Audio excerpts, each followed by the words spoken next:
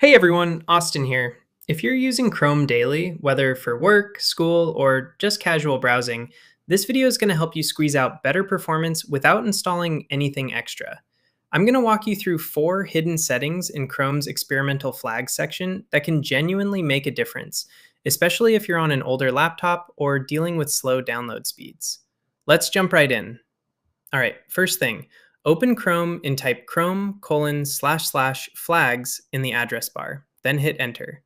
This is where Chrome keeps experimental features that aren't turned on by default.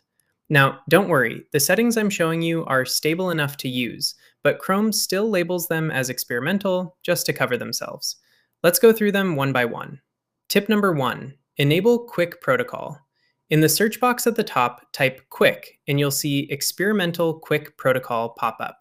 Set that to enabled. What this does is switch Chrome to a faster internet protocol that loads pages quicker, especially on shaky connections. If you're on Wi-Fi that drops sometimes or you're streaming while browsing, QUIC keeps things moving smoothly. It's one of those under-the-hood upgrades that just works. Second one, GPU Rasterization. Search for GPU Rasterization, and when it shows up, enable it.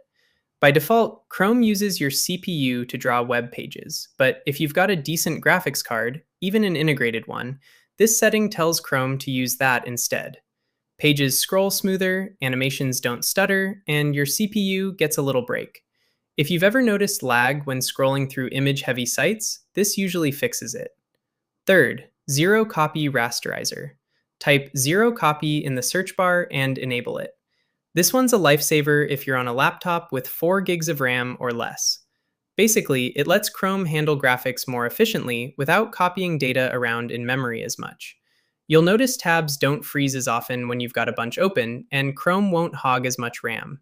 It's a small change that makes a big difference on older machines. Last one, parallel downloading.